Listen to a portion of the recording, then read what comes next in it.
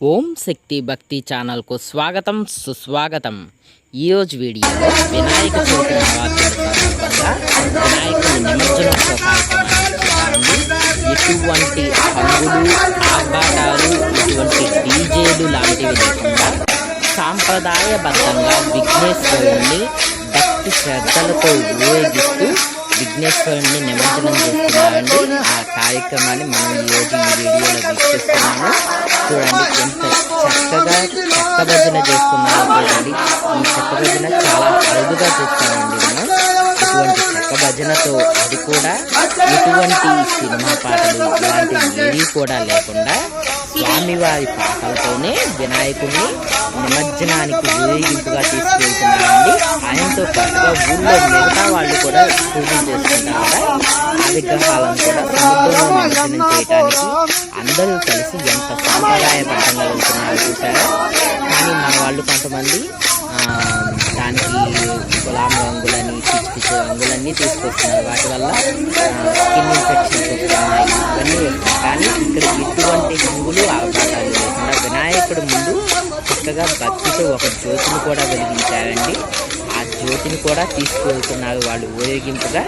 చూడండి ఎంత చక్కగా ఊరేగింపుగా స్వామివారిని సముద్రం దగ్గరికి తీసుకువెళ్తున్నారో చూడండి. ఆ సముద్రంలో స్వామి యొక్క దివ్యమూర్తిని నిమజ్జనం చేస్తున్నారండి. చూడండి ఊళ్ళో వాళ్ళు కూడా చక్కగా ఊళ్ళో వాళ్ళు పూజించినటువంటి వినాయకులను కూడా చక్కగా తల మీద ఊరేగింపుగా తీసుకువెళ్తున్నారు.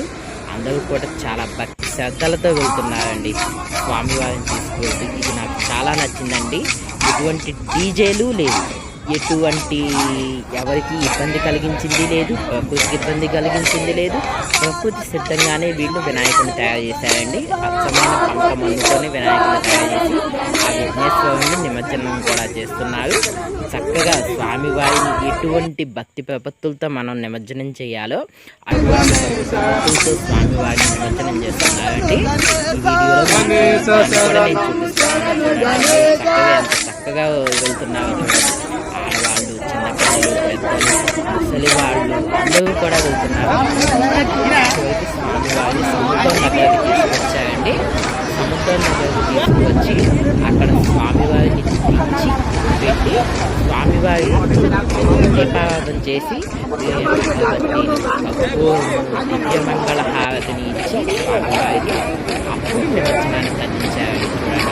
స్వామివారి ముందు దీపాన్ని కూడా వెలిగించారు. తర్వాత స్వామివారిని నిమజ్జనం. జై బోలో గణేష్ మహారాజ్, జై. స్వామివారికి నేను సెలవు తీసుకుంటాను.